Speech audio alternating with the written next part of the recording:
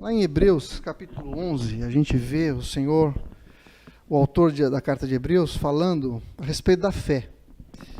E primeiro ele faz ele diz o que é a fé, ele faz algumas asserções a respeito da fé, depois ele fala dos heróis da fé, aquelas pessoas que se destacaram. Ele começa falando desde lá de Gênesis até o tempo que ele está vivendo, sobre as pessoas que se destacaram por ter fé, por manifestar o poder de Deus, né?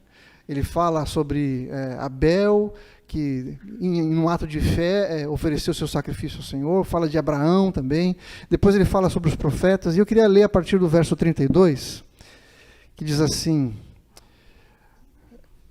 Hebreus capítulo 11, verso 32, diz assim: E que mais direi? Certamente me faltará o tempo necessário para referir o que há a respeito de Gideão, de Baraque, de Sansão, de Jefté, de Davi, de Samuel e dos profetas, os quais, por meio da fé, subjugaram reinos, praticaram justiça, obtiveram promessas, fecharam a boca de leões, extinguiram a violência do fogo, escaparam ao fio da espada, da fraqueza tiraram forças, fizeram os poderosos em guerra, puseram em fuga exércitos de estrangeiros. Aqui ele fala muito en passant a respeito dos profetas, em especial ele fala de duas coisas que esses profetas fizeram: fecharam a boca de leões e extinguiram a violência de fogo. Para mim fica claro que o autor de Hebreus está falando a respeito de Daniel, o profeta Daniel, que foi aquele que ficou na cova dos leões, né? E dos seus amigos, Sadraque, Mesaque e Abednego, que entraram na fornalha de fogo ardente, né? E foram livres também pelo Senhor daquela punição que eles haviam sofrido. Eu queria falar com vocês então a respeito do seguinte: esse texto sobre a fé é uma maneira do autor de Hebreus nos encorajar a vivermos também pela fé. Ele não está só falando dos heróis da fé como alguma coisa distante, do tipo, que legal que eles fizeram, e como se não tivesse nenhuma conexão com a gente. Tanto que depois, mais para frente, a gente vai ver que ele faz uma convocação para que a gente também se posicione.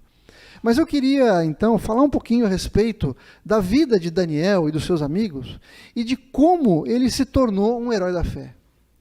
O que ele tinha de diferente, o que marcou a sua vida a ponto dele ser colocado nesse hall da fama, né, de um herói da fé. O que ele tinha de diferente? Quais foram os passos? Então eu queria falar um pouquinho do contexto em que ele viveu, né?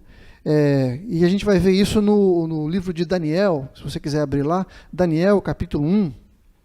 Daniel capítulo 1, a gente vai ler alguns versículos, é um texto um pouco longo, mas acho que vale a pena a gente ir falando sobre ele.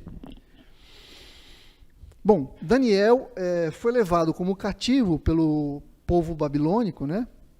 Todo o povo de Judá foi levado cativo e Daniel foi uma dessas pessoas. E a gente vai ver aqui no texto que ele era uma pessoa importante. Embora ele fosse jovem, ele era da descendência de reis, ele era da linhagem real, ele era um jovem estudado, um jovem instruído, de boa aparência, era um cara bonitão, era um cara que chamava atenção, era um cara que estava bem, né? Embora ele fosse jovenzinho, tinha entre 15 e 17 anos, mais ou menos. Mas ele foi escolhido, então, pelo rei Nabucodonosor para ser treinado para depois servir diante do rei. Aliás, essa era uma prática comum de um povo que conquistava um outro povo. Quando o rei Nabucodonosor tomou todo o povo de Israel, de Jerusalém, de Judá, ele separou alguns jovens para que eles fossem treinados para servi-los. E ele fazia isso com outros povos também. Então, existia uma escola, vamos dizer assim, na Babilônia, de jovens que estavam sendo treinados para servir ao rei mais para frente. E a gente lê lá em Daniel capítulo 1, verso 1, diz assim: No ano terceiro do reinado de Jeoaquim, rei de Judá, veio Nabucodonosor, rei da Babilônia, a Jerusalém e a sitiou. Versículo 2: O Senhor lhe entregou nas mãos a Jeoaquim, rei de Judá, e alguns dos utensílios da casa de Deus a estes. Levou-os para a terra de Sinar, para a casa do seu Deus, e o pôs na casa do tesouro do seu Deus. Até aí a gente vê o seguinte, que Nabucodonosor sitiou, ele tomou a atitude de ir lá e sitiar Jerusalém para tomar aquele povo cativo. Mas no versículo 2 a gente vê o seguinte: o Senhor entregou nas mãos de Nabucodonosor, o próprio rei de Judá. E aí a gente vê uma coisa interessante, que embora Nabucodonosor tenha sitiado aquele povo, tenha tomado a iniciativa de fazer aquilo, o texto diz que foi o Senhor que entregou o povo de Judá nas mãos de Nabucodonosor. E isso é uma coisa que a gente vê em toda a Bíblia. Embora o homem tenha absoluto livre-arbítrio para fazer aquilo que ele decide fazer, a gente vê que ainda assim Deus usa o próprio livre-arbítrio do homem para cumprir os seus planos. Na verdade, Nabucodonosor foi usado por Deus para levar o seu povo cativo, como ele já havia profetizado através de Jeremias, por causa do pecado do povo de Judá. Então, o que aconteceu não foi um deslize, Deus não estava distraído quando o rei Nabucodonosor invadiu Jerusalém e levou cativo o povo de Judá. Isso fazia parte do plano de Deus. E isso é uma coisa que a gente tem que se lembrar, que muitas vezes as coisas difíceis pelas quais a gente passa são permissão de Deus com um propósito que talvez a gente não entenda, mas o propósito de Deus é sempre bom. Lá em Romanos 8, 28 diz que Deus transforma todas as coisas em bem para cumprir o seu propósito. Romanos 12 diz que a vontade de Deus é boa, perfeita e agradável. Boa e perfeita é fácil a gente entender, não é verdade? Por quê? Porque Deus é bom. Então, mesmo que eu não entenda, eu posso até crer nisso. Mas ser agradável é uma coisa que diz respeito ao meu sentimento. Mas isso só acontece, eu só vou sentir alguma coisa, a vontade de Deus sendo boa para mim, quando eu tenho a minha mente renovada, como diz Romanos 12, versículo 2. Mas o importante a gente ver aqui é que, embora Nabucodonosor tenha tomado a iniciativa, foi o Senhor quem entregou aquele povo para ser levado cativo. Então, imagina o coração de Daniel quando um jovenzinho de 15, 17 anos é levado, talvez 800 quilômetros de onde ele estava, para um lugar majestoso, gigantesco, por um exército muito poderoso. Para você ter uma ideia, a Babilônia tinha muros que tinham 100 metros de altura. Você faz ideia do que é isso? A largura do muro era mais ou menos 25 metros de largura. E o comprimento, a extensão dessa muralha que cercava a Babilônia, tinha 96 quilômetros. Você consegue imaginar a grandeza desse lugar? Aquele lugar era o topo do mundo naquela época. E aquele exército era o mais poderoso. O rei Nabucodonosor tomou conta de todo mundo conhecido. Dominou todo mundo conhecido. E aquele jovem, junto com outros, foi levado para aquele lugar para ser ensinado numa nova cultura, numa nova condição, novos hábitos, novas maneiras de viver. E isso pode ser comparado conosco hoje. Nós, hoje, estamos num mundo que se assemelha à Babilônia no sentido de que esse mundo tenta nos moldar aos seus valores, tenta nos moldar aquilo que todo mundo faz. Tenta nos tornar parecidos com tudo que está acontecendo aí. E eu quero mostrar para você quais foram as atitudes de Daniel para se manter íntegro, para se manter uma pessoa que não foi contaminada pela cultura do povo caldeu. Veja, versículo 3 diz assim: disse o rei a Aspenaz, chefe dos eunucos, que trouxesse alguns dos filhos de Israel, tanto da linhagem real quanto dos nobres. Viu o que eu falei? Daniel era da linhagem dos nobres e da linhagem real. Jovens sem nenhum defeito, de boa aparência, instruídos em toda a sabedoria, doutos em ciência, versados no conhecimento e que fossem competentes para assistirem no palácio do rei e lhes ensinasse a cultura e a língua dos caldeus. Esses jovens era a elite daquele povo. Jovens eram fortes, eram saudáveis, eram bonitos, de boa aparência, eram inteligentes, eram bem formados, eram capazes de aprender coisas novas. E eles iriam ser, então, ensinados na literatura e na cultura dos caldeus e na própria língua deles. Também diz assim, determinou-lhes o rei a ração diária, o alimento diário deles, das finas iguarias da mesa real e do vinho que ele bebia, e que assim fossem mantidos por 3 anos, ao cabo dos quais assistiriam diante do rei. Entre eles estavam, então, os filhos de Judá, Daniel, Ananias, Misael e Azarias, que eram os nomes hebraicos desses jovens. O chefe dos eunucos lhes pôs outros nomes, a saber, Daniel, o de Beltesazar. A Ananias deu o nome de Sadraque, a Misael o nome de Mesaque e a Azarias o nome de Abednego. O que esses caras estão tentando fazer com esses jovens? A primeira coisa que ele faz é tirar esses jovens do povo deles, da cidade deles, do lugar onde havia o templo, onde eles praticavam a cultura e a religião daqueles jovens. Eles tentam isolar esses jovens de tudo aquilo que eles conheciam e colocam eles numa nova cultura. Depois, o que o chefe lá faz? Troca o nome deles. E por que isso é importante? Porque o nome, para o povo judeu, para o hebreu, significa muito. O nome significa o que aquela pessoa vai ser quando crescer. É profeticamente dizendo as características que aquela pessoa tinha. Toda vez que alguém chamava Daniel, ele se lembrava do que seu nome significava. E o nome de Daniel significa Deus é o meu juiz.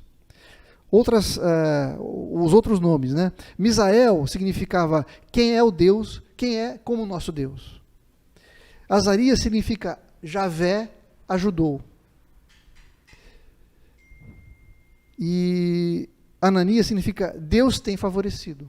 Ou seja, cada vez que o nome dessas pessoas era chamado, eles se lembravam do seu próprio Deus. E quando o chefe dos eunucos troca o nome deles, está tentando mudar a sua identidade. Tentando mudar quem eles são no seu interior. Aquilo que eles representavam como propósito de vida para eles. Quando Daniel falava, eu sou Daniel, ele está dizendo, o Senhor Javé é o meu juiz. O propósito da vida dele era demonstrar que seu Deus era o seu juiz. Agora pensa num jovem de 17 anos que foi tirado do seu povo por um Deus que havia permitido que ele fosse tirado. Percebe como a cabeça dele podia estar bagunçada? E além disso, além da cultura, o rei manda que eles comessem da mesa dele. Ou seja, daquilo que era o mais especial, daquilo que era o mais... A melhor comida que podia ter, era o que eles iam comer. Acontece o seguinte, essa comida, muitas vezes, eram comidas que haviam sido sacrificadas aos deuses pagãos, aos deuses babilônicos. Se a gente olhar para a palavra do Senhor, no livro de Levíticos, por exemplo, é um livro inteiro falando sobre aquilo que o povo de Deus poderia ou não comer, poderia ou não vestir, poderia ou não fazer. Esse livro é um livro difícil da gente ler, porque ele é completamente diferente de tudo que a gente já viu. Né? Você começa com Gênesis, Êxodo, quando bate em Levíticos, você fala assim, o que é isso? Não estou entendendo nada, um monte de regras. Mas a gente tem que se atentar para esse livro no seguinte, esse livro, 90% dele é Deus falando, na primeira pessoa. É Deus dando as ordens, para que esse povo pudesse se aproximar de um Deus que era santo. O objetivo do livro de Levíticos é mostrar como que um Deus santo pode estar perto de um povo pecador, através dos sacrifícios e da maneira como eles deveriam se comportar. Então é um livro muito importante, que provavelmente Daniel conhecia muito bem, uma vez que ele era da linhagem nobre, um jovem que já estava sendo ensinado na palavra. Quando ele se depara, então, com essa proposta de comer dos alimentos do rei, ele fala, não, isso aí eu não vou fazer não. Você pode trocar meu nome, pode trocar o lugar onde eu vivo, mas eu não vou me contaminar com as coisas do rei. Comer as coisas do rei significa abrir mão dos seus valores. Significa eu ir contra a vontade de Deus, daquilo que Deus havia estabelecido de uma maneira muito clara. E aí, uma coisa que a gente pode pensar é o seguinte, muitos dos jovens que estavam ali não tiveram a mesma postura de Daniel. Estavam se alimentando daquilo que era da mesa do rei. Mas Daniel decidiu não fazer parte. E ele pede, então, para o chefe dos eunucos, para que ele não comesse daquela comida. Mas ele faz uma coisa que é muito interessante. Ele fala assim, a gente vai ler lá no versículo 8, diz assim, resolveu Daniel firmemente não contaminar-se com as iguarias do rei, nem com o vinho que ele bebia. Então pediu ao chefe dos eunucos que lhe permitisse não contaminar-se. Ora, Deus concedeu a Daniel misericórdia e compreensão da parte do chefe dos eunucos. Disse o chefe dos eunucos a Daniel, tenho medo do meu senhor e rei. Ou seja, o eunuco falou assim, eu tenho medo que o rei vá me cobrar depois. Que determinou a vossa comida e a vossa bebida, porque, pois, veria o vosso rosto mais abatido do que os dos outros jovens da vossa idade. e assim colocariam em risco a minha cabeça para com o rei. Então disse Daniel ao conselheiro-chefe, a quem o chefe dos eunucos havia encarregado de cuidar de Daniel, Ananias, Misael e Azarias: experimenta, peço-te, os teus servos 10 dias, e que se nos deem legumes a comer e água a beber. Então se veja diante de ti a nossa aparência e a dos jovens com que comem as iguarias do rei. E segundo vires, age com os teus servos. Ou seja, ele propôs o seguinte: tudo bem, você está com medo de que a gente não vai estar saudável o suficiente, igual aos outros? Vamos fazer um teste de 10 dias? Só que aqui, não sei se você percebeu, ele não fala só de si. Primeiro, o texto diz que Daniel resolveu.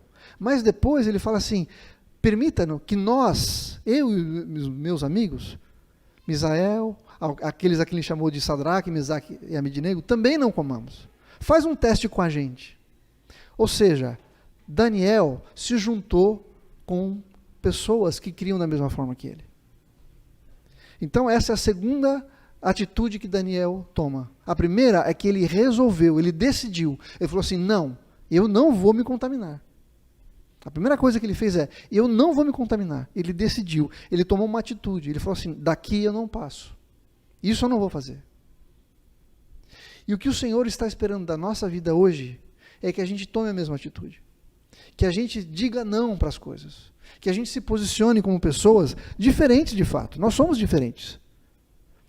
O livro de Levítico mostrava um povo completamente esquisito para aquela região, para aquelas pessoas que estavam em volta. Eles eram completamente diferentes. E o que o Senhor espera de nós é que nós sejamos pessoas que levantem a bandeira de um Deus santo. Nós somos diferentes, nós somos, e nós vivemos de uma maneira diferente. Nós não agimos como o mundo age. Agora veja que a pessoa responsável falou assim: mas escuta, eu acho que vocês vão ficar fraquinhos, hein? Vocês não vão ficar igual aos outros, não. Todo mundo vai comer bem e vocês vão comer esse negócio aí, vocês não vão ficar fracos. Qual que é o apelo que a gente ouve hoje? Se você não fizer igual todo mundo está fazendo, você não vai se dar bem. Se você não der o jeitinho que todo mundo dá, o seu negócio vai falir. Se você não der aquela enroladinha no seu imposto de renda, você não vai dar conta. Se você não agir como todo mundo age na faculdade, você também não vai progredir. Se no seu trabalho você não abrir mão de alguns valores, você não vai prosperar. Mas Daniel fala assim: faça um teste durante 10 dias. E ele, com seus amigos, se posicionaram, ficaram firmes na posição de que não iam ceder e não iam se permitir contaminar. E o que aconteceu? Ao cabo de 10 dias, eles estavam mais fortes e eram mais robustos do que todos os outros. A gente vê aí a mão de Deus prosperando o caminho deles. Prosperando e abençoando a atitude que eles haviam tomado. Eles estavam mais fortes, estavam mais gordos, gente. Você já viu algum vegano gordo? Não tem, né? Todo vegano é magrinho, não é? O cara vira de lado e some, não é isso? Isso foi um milagre que Deus fez. Tornou aqueles jovens, imagina jovem, que gasta energia pra caramba, só comendo legumes e tomando água, eles se tornaram mais fortes do que todos os outros que comiam das gorduras do rei, da comida da mesa do rei. Comer da mesa do rei significa se compactuar com ele, ter comunhão com ele, fazer as coisas que ele faz, pensar da maneira como ele pensa. E o Senhor nos chama a nos posicionarmos. A gente vê que Daniel, mais para frente, vai ser jogado na cova dos leões. A gente vê que Sadraque, Mesaque e Abednego são jogados na fornalha de fogo ardente. Vocês acham mesmo que eles eram super-heróis? Que do nada eles falaram assim: não vou ceder, eu vou lá e vou resistir ao rei, não vou me dobrar, não vou orar a outros senhores? Não, eles passaram por um treinamento. No momento em que eles decidiram não se contaminar, foi a virada na vida deles. Foi o começo do processo para que eles se fortalecessem a ponto de lá na frente eles pudessem resistir a algo muito maior e muito mais difícil. Gente, ninguém tropeça numa montanha. A gente tropeça em pedrinhas pequenas. A nossa vida é composta de pequenas decisões. Pequenas atitudes no dia a dia que vão transformar a nossa vida ao longo da nossa vida. São pequenos pensamentos que a gente muda, que vão mudar as nossas atitudes, que vão mudar a maneira como a gente age, portanto vai mudar o nosso caráter, E o nosso caráter sendo transformado vai mudar o nosso destino. Mas tudo começa com um pensamento, com a mudança do nosso pensamento. Com pequenas atitudes que devem ser tomadas. Pequenas posições, pequenas atitudes que a gente vai tomar. Do tipo, eu não vou ceder nessa tentação. Eu não vou ceder nesse tipo de coisa. Eu não vou me contaminar. O Senhor nos chama a agir da mesma forma. Então, a primeira atitude é que ele, Daniel, decidiu não se contaminar. Ele podia fazer como todo mundo. Não tinha ninguém vendo. Todo mundo estava fazendo. Ele estava longe da sua cidade, mas o seu Deus estava ali. E muitas vezes a gente fica preocupado com quem está vendo a gente, né? Putz, será que alguém me viu fazendo isso aqui? Vai fazer alguma coisa? Será que tem alguém olhando? Olha para um lado, olha para o outro. Mas o Senhor está sempre nos vendo. A gente não pode se esconder do Senhor. O Salmo 139 diz assim, para onde me irei que possa me esconder da presença do Senhor? Se eu for para o mais profundo do abismo, o Senhor está lá. Se eu for para os mais altos ares, o Senhor também está lá. Não tem como a gente se esconder do nosso Deus. Então Daniel falou assim, não vou me contaminar. A primeira coisa que ele fez, eu não vou me contaminar. Ele decidiu. E uma decisão parte daquilo que a gente crê a partir do Senhor. O que eu conheço de Deus? O que eu conheço de Deus é que vai me dar base, vai me dar substância, vai me dar autoridade para tomar as decisões que eu preciso tomar. Jesus terminou o Sermão da Montanha dizendo assim, aquele que pratica as minhas palavras, eu vou comparar com alguém que edificou a sua casa sobre a rocha. Ou seja, aquele que conhece a minha palavra e as pratica, é aquele que vai ter a sua casa construída sobre uma rocha. Quando vem a tempestade, ela não vai se abalar. Nós precisamos então conhecer a palavra do Senhor. Saber aquilo que desagrada a Deus e falar assim, não vou agir assim, porque isso desagrada a meu Deus. Eu não vou agir, obedecer a Deus para conseguir algo de Deus. Eu já falei isso outro dia aqui, que muitas vezes a gente acha que a nossa salvação é pelo que a gente faz. Mas é o contrário. Porque nós somos salvos e fomos salvos pela fé, pela graça de Jesus. Nós começamos a agir diferente. O nosso coração se transforma de dentro para fora. O nosso coração transformado alcança as nossas atitudes, alcança a maneira como a gente age e como a gente vive. Então, Daniel decidiu. Segunda coisa que Daniel fez, ele se juntou com seus amigos. Ele não estava sozinho. Em todo o tempo ele fala assim, veja se nós não vamos estar mais fortes. Nos dê a nós essa comida. E depois veja se nós não vamos estar mais fortes. Veja se a nossa aparência não vai ser melhor. Os teus servos estão te pedindo para isso, para que a gente possa comer dessa maneira. Daniel não estava sozinho. Daniel decidiu estar com seus amigos. Então, depois da gente decidir, a gente tem que grudar em quem crê com a gente, da mesma forma. Nós somos a média das pessoas com quem a gente anda. Você quer ser uma pessoa de fé? Anda com pessoa que crê também.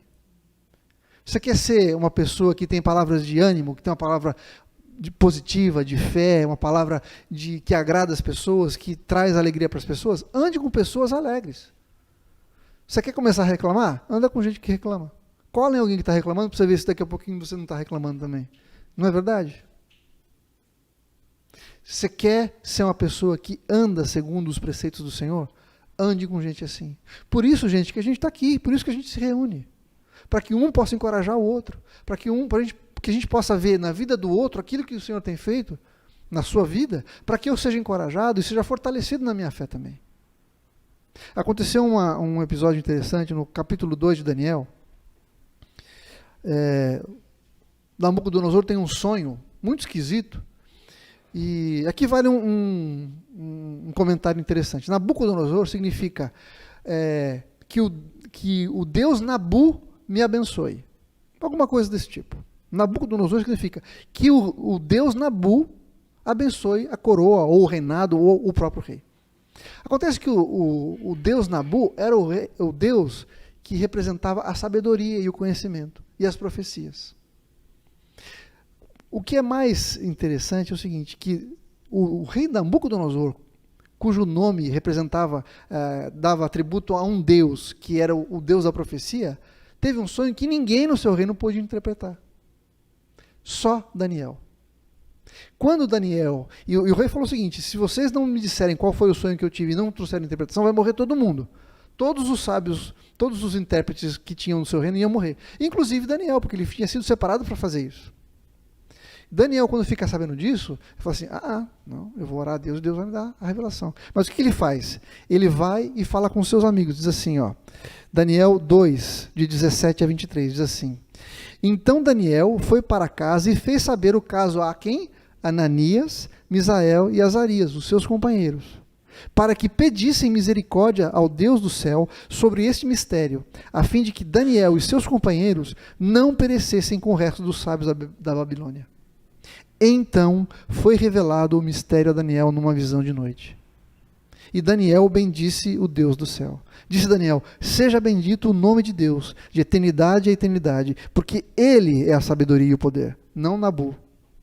É Ele quem muda o tempo e as estações, remove reis e estabelece reis. Nabucodonosor foi aquele que foi lá e tomou o rei Joaquim, levou cativo, mas é o Senhor Deus, Yahweh, que é capaz de fazer isso. Ele dá sabedoria aos sábios e entendimento aos inteligentes. Ele revela o profundo e o escondido. Conhece o que está em trevas, e com ele mora a luz. A ti, ó Deus de meus pais, eu te rendo graças e te louvo, porque me deste sabedoria e poder, e agora me fizeste saber o que te pedimos, porque nos fizeste saber este caso do rei. Veja que ele ora e pede para os seus amigos orarem também. Ele não faz sozinho. Mais uma vez, gente, por isso que a gente está aqui. A gente não vive sozinho, a gente não consegue as coisas sozinho. A gente ora uns pelos outros, a gente encoraja uns aos outros, a gente leva uns aos outros a fazer a vontade do Senhor. E no final ele fala, porque o Senhor nos fizeste saber este caso do rei. Foi o Senhor quem deu esse livramento para nós. E esses jovens foram levados à Babilônia, não para serem influenciados, como o rei Nabucodonosor queria fazer, mas para que eles pudessem influenciar aquele povo. Talvez você esteja se perguntando assim, Deus, por que eu estou nesse lugar? Por que eu estou nesse emprego? Por que eu estou com essa gente que não crê, essa gente idólatra, essa gente do mal, ou qualquer coisa desse tipo? Por que esse povo tão pagão, que não crê no Senhor, por que eu estou aqui? Por que eu estou aqui? Você está ali porque Deus ama aquelas pessoas.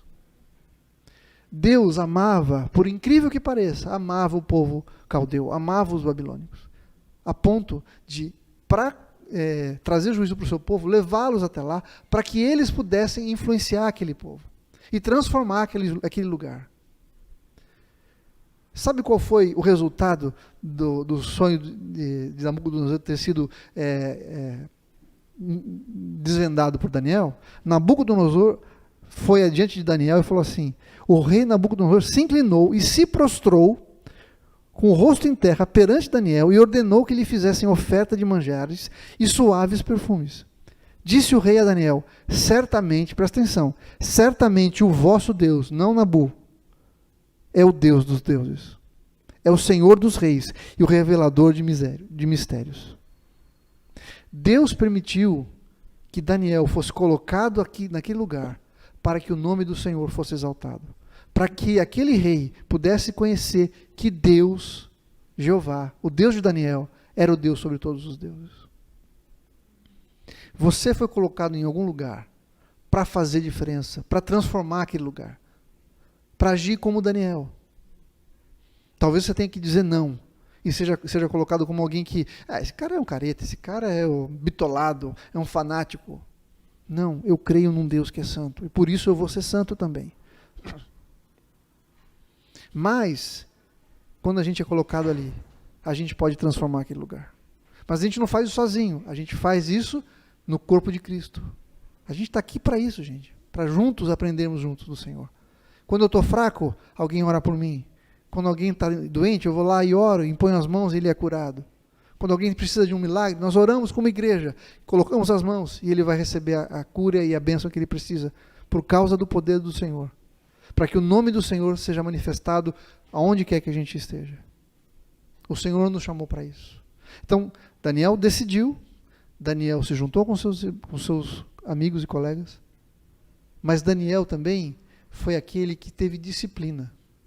Ele determinou o que ele ia comer. Parece arrogante da parte dele, né? Ele falou assim, ó, eu não vou comer essa coisa não, me dá só legumes. É simples, mas é só o que eu quero.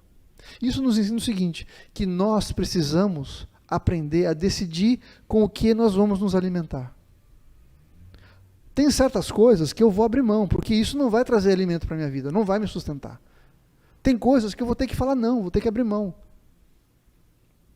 Para alguns pode até nem ser alguma coisa tão importante, ou alguma coisa que faça qualquer diferença, mas cada um sabe aonde o calo aperta, não é verdade? Tem coisas que eu vou ter que fugir mesmo. Paulo fala para a gente fugir da aparência do mal. Tem certas coisas que eu não posso chegar nem perto. Talvez o Fernando possa, eu não posso. Mas tem coisas que eu vou chegar perto que o Fernando não pode chegar. Cada um é diferente. Cada um sabe aquilo aonde é tentado. E dessas coisas nós temos que fugir. Ao mesmo tempo, a gente tem que decidir o que vai alimentar a nossa vida. O que vai alimentar o nosso coração. As coisas que nós vamos pensar. As coisas que nós vamos trazer para dentro da nossa casa. Para o nosso coração. O que vai alimentar a minha mente. Como eu falei, Romanos, capítulo 12, diz que nós devemos renovar a nossa mente. O que eu vou usar para renovar a minha mente? Eu vou usar a palavra do Senhor. Eu vou me expor à palavra do Senhor. Eu vou me expor a quem Deus é. Eu vou me lembrar de quem Deus é. É por isso que a gente canta, gente. Cantar, quando a gente canta aqui na igreja, não é simplesmente para fazer uma coisa bacana, para eu me sentir bem. Eu não canto para me sentir bem. Eu canto para proclamar as verdades daquele que é. Eu falo de quem Deus é, do seu poder, da sua majestade, do seu poder, da sua glória, do seu amor. E quando eu encho a minha vida, o meu coração, com essas verdades, eu sou transformado. Quando eu percebo o valor que Deus tem e atribuo esse valor a Ele, a minha vida é transformada. A maneira como eu enxergo o mundo é transformada. E é isso que me capacita a fazer como Daniel, tomar uma decisão. Então Daniel decidiu, Daniel escolheu seus amigos com quem ele ia estar junto, mas Daniel também teve a disciplina de escolher aquilo que com que ele ia se alimentar. E isso é um processo que durou muito tempo. Os primeiros 10 dias foi quando ele provou para o chefe lá que ele podia viver daquilo. Mas esse processo de treinamento durou 3 anos. 3 anos. E ao fim desse tempo, o que acontece? Há uma recompensa. No capítulo 1, versículo 17, diz assim: Ora, estes 4 jovens de Deus, a esses 4 jovens, Deus deu o conhecimento e a inteligência em toda a cultura e sabedoria. Mas a Daniel deu inteligência de todas as visões e sonhos. Vencido o tempo determinado pelo rei para que os trouxessem, o chefe dos eunucos os trouxe à presença de Nabucodonosor. Então o rei falou com eles, e dentre todos, lembra que tinha um monte de jovens sendo treinados? Não foram achados outros como Daniel, Ananias, Misael e Azarias. Por isso passaram a assistir diante do rei. Em toda a matéria de sabedoria e de inteligência sobre o que o rei lhes fez perguntas, os achou 10 vezes mais doutos do que todos os magos e encantadores que havia em todo o seu reino. Daniel continuou até o 1º ano do rei Ciro. Daniel ficou ali servindo ao rei por 5 reis, 5 reinados diferentes. Nabucodonosor, seu filho, seu neto, depois Dario, que era Medo, e por último Ciro, que foi quando Babilônia caiu. A influência de Daniel durou 70 anos. Ele influenciou 5 reis diferentes, por causa de uma atitude, porque ele decidiu não se contaminar. Deus deu a ele uma inteligência que não havia em nenhum outro lugar, em nenhuma outra pessoa. E ele foi capaz de influenciar todo esse reino. A influência traz a glória de Deus. Você foi chamado para influenciar. Você foi chamado para dizer não, mas não só para dizer não e ser esquisito, mas para dizer não e mostrar o poder de Deus que se manifesta na sua vida. Eu já falei que no capítulo 2, Daniel interpreta um sonho e o rei Nabucodonosor, então, se dobra diante dele e reconhece que Deus é Deus. No capítulo 3, é quando os seus amigos são jogados na fornalha.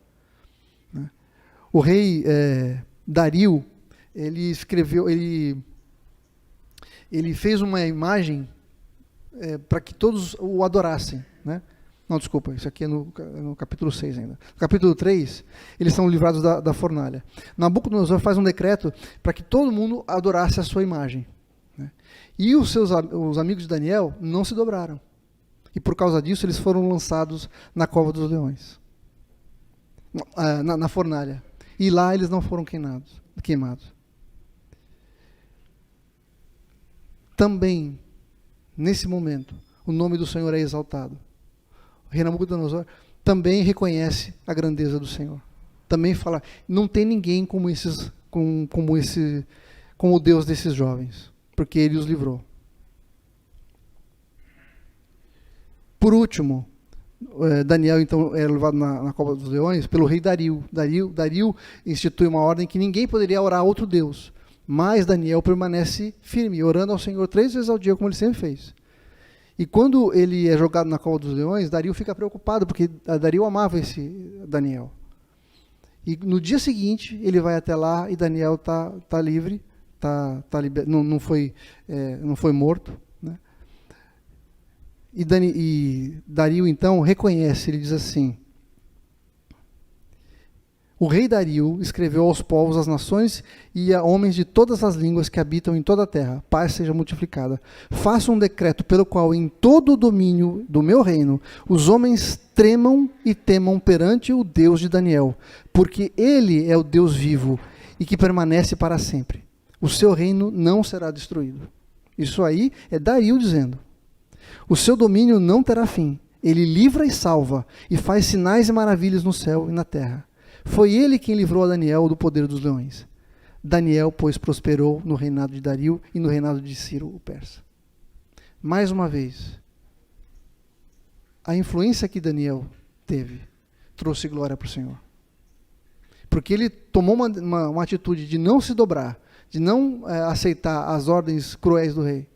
O nome do Senhor foi exaltado mais uma vez. O Senhor nos chama, então, para sermos assim. Pessoas que, onde estão, manifestam a glória do Senhor. E eu quero terminar essa palavra dizendo o seguinte. Hebreus capítulo 12, que vem depois de Hebreus 11, lógico, né? Quando o autor fala sobre os heróis da fé, no versículo 1 de Hebreus 12 diz assim: portanto, também nós, visto que temos a nos rodear tão grandes nuvens de testemunha, todas essas pessoas desse hall da fama, né? Desembaraçando-nos de todo o peso e de todo o pecado que tenazmente nos assedia, corramos com perseverança a carreira que nos está proposta, olhando firmemente para o autor e consumador da nossa fé, Jesus, o qual, em troca da alegria que lhe estava proposta, suportou a cruz, não fazendo caso da ignomínia, e está sentado à destra de Deus, à destra do trono de Deus. O autor de Hebreus fala dos heróis da fama, dos heróis da fé, do hall da fama, mas ele nos chama a sermos parecidos com eles. Nós não devemos olhar para essas pessoas e falar assim, nossa, que legal, hein? Esses caras eram bons mesmo. Não. Nós somos chamados a nos posicionarmos também, a deixar todo o pecado, como Daniel fez, nos desembaraçar de todo o pecado que tenazmente nos assedia. O pecado está correndo atrás da gente, tentando nos levar a pecar, a nos afastar do Senhor, a encobrir a glória do Senhor. Mas nós somos chamados a manifestar a sua glória, correndo a carreira que nos está proposta. Porque Jesus é o autor e consumador da nossa fé. E Ele está sentado à destra de Deus, intercedendo por nós. Efésios diz que nós já estamos assentados com Jesus, à destra do Senhor, nas regiões celestiais. Nós temos poder e autoridade para dizer não para o diabo, dizer não para a tentativa do mundo de nos fazer iguais a eles.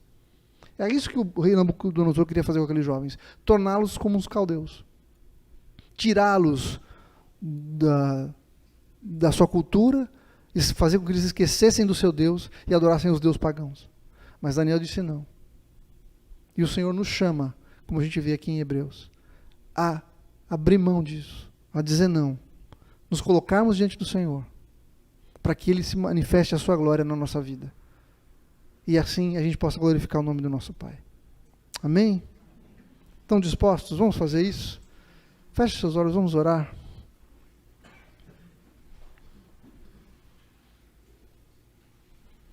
Senhor, nós queremos te agradecer porque toda a tua palavra, tudo que foi escrito serve para nos encorajar, para nos instruir, para nos mostrar que através do poder do teu Espírito Santo, através de Jesus que está à destra de Deus, que intercede por nós, nós somos capazes também de dizer não para as ofertas do diabo, para dizer não para os manjares do rei, para dizer não, Pai, para aquilo que nos tenta levar para longe do Senhor, para nos tornar pessoas incrédulas, para nos tornar pessoas que não carregam a identidade de Jesus. Senhor, o Senhor é poderoso para nos guardar de todo mal. É o Senhor que nos guarda de tropeçar, Deus, como diz lá em Judas. Senhor, nós te agradecemos porque o Senhor é quem nos fortalece. Nos ajuda, Senhor, a tomar a decisão de permanecermos firmes, Senhor, nos propósitos do Senhor para a nossa vida, de declararmos a bandeira de um Deus santo, um Deus que deseja se relacionar conosco, mas não quer que a gente se misture, Senhor, que quer que nós estejamos no mundo, mas que não sejamos no mundo. Obrigado porque é o Senhor que nos fortalece, o Senhor nos transforma, o Senhor nos capacita, e assim podemos manifestar a tua glória onde nós estamos. Pai, eu peço que o Senhor visite a cada um dos meus irmãos aqui. E que o Senhor tire, Senhor Deus, todo o peso do pecado. Todo o peso que o Satanás tenta colocar sobre as nossas vidas. Todo impedimento, Senhor. Tudo aquilo que tem sido barreira para que a gente manifeste a glória do Senhor. Senhor, que se tem alguém aqui que precisa se desvencilhar de algo que tem sido enredado, que o Senhor nos dê a força, a capacidade, o poder do Teu Espírito Santo para quebrar todas as cadeias. Tudo aquilo que tem nos impedido, tem nos amarrado, Senhor. Nós abrimos mão, nós tomamos decisão hoje, Senhor, de fazer diferente, de dizer não para as ofertas e caminhar na direção do Senhor, agindo segundo o Teu propósito, manifestando a Tua glória, Senhor. Senhor, o Senhor nos chamou para ser luz, para ser sal e luz, para manifestar a tua glória, para mostrar para as pessoas que existe um Deus que se importa, que ama e que já resolveu o problema do nosso pecado, da separação que havia entre nós. Por isso, Senhor, nos fortalece. Tira de nós, Senhor Deus, todo o peso, toda a tristeza, todo abatimento. E nos faz, Senhor, enxergar um Deus que cuida da gente. Um Deus que não nos abandonou, mesmo quando estamos no exílio, mas que nos fortalece e que tem promessa para nos tirar de lá. E nos capacita a permanecermos lá, santos, inculpáveis e irrepreensíveis, como diz a tua palavra, para a glória do teu nome, Senhor. Em nome de Jesus é que nós oramos e te agradecemos, Senhor. Aleluia. Amém. Amém. Amém.